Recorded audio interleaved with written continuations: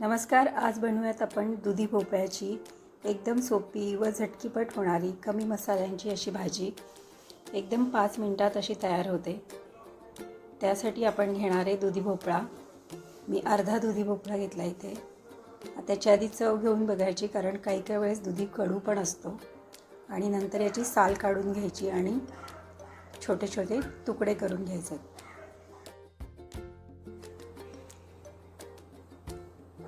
आता आपण त्याला असं चिरून घेणार आहे. पुढचा मागचा देठ काढून टाकायचा आणि त्याचे छोटे छोटे एकसारखे तुकडे करायचे. आपण याच्यामध्ये मुगाची डाळ घालणार आहे. ओलं खोबरेही घालू शकतो, पण उन्हाळा असल्यामुळे ओलं खोबरं घातलं तर भाजी डब्यात जास्त वेळ टिकत नाही, तिचा वास येऊ शकतो. म्हणून मी इथं मुगाची डाळ घातली.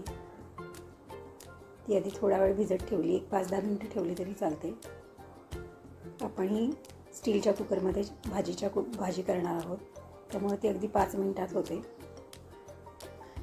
फोडी अशा एका भांड्यात काढल्यात, त्यात थोडं मीठ टाकलं आणि थोडं पाणी टाकलं.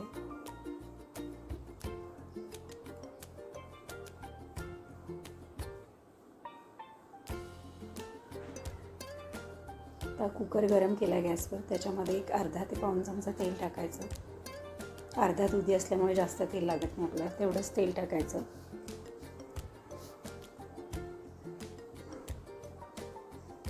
अगदी बेसिक मसाले घालून आपण भाजी करतोय. मोहरी टाकली आहे,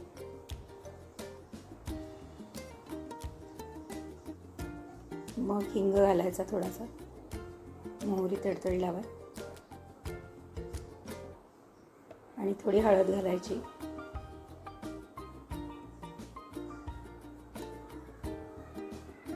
आणि मग आपण ज्या भोपळ्याच्या फोडी केल्यात त्या टाकून छान परतून घ्यायच्यात आपल्याला याच्यामध्ये.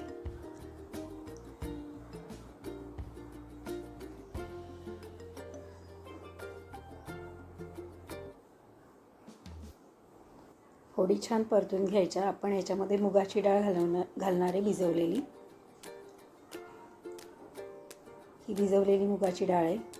आता त्यातलं पाणी निथळून आपण ती याच्यात घालणार आहे.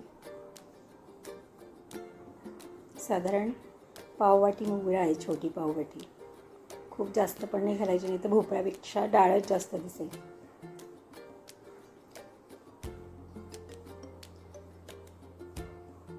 आणि मग ह्याच्यामध्ये साधारण अर्धा ते पाऊण चमचा गोडा मसाला घालायचा.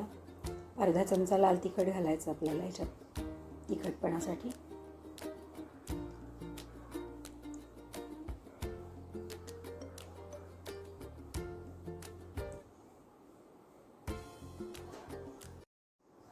परत हे सगळं छान परतून घ्यायचं.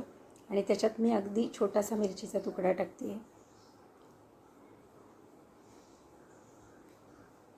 आणि थोडं पाणी घालून छान परतून घ्यायचं.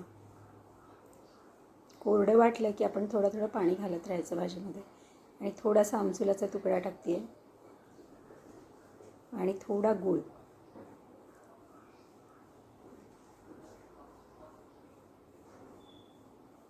आणि मीठ चवीनुसार. आणि पाणी घालायचं. आपल्याला किती पातळ हवी भाजी त्याप्रमाणे पाणी घालायचं. आणि कुकरचं झाकण लावून आपल्याला याची एक शिट्टी काढायची आहे. अगदी काही वेगळं असं काही न वापरता छान अशी भाजी तयार होते आपली. आता कुकर गार झालेला आहे. भाजी शिजली आपली छान अशी. आपण ती प्लेटमध्ये काढून घेऊया. डब्यासाठी झटपट होणारी अशी ही भाजी आहे. जास्त काही साहित्य न वापरता एकदम 5 मिनिटात होते. तुम्ही नक्की करून बघा आणि कशी झाली ते कमेंटमध्ये नक्की कळवा. माझ्या चॅनलला लाईक करा, शेअर करा आणि सबस्क्राईब करा. थँक्यू.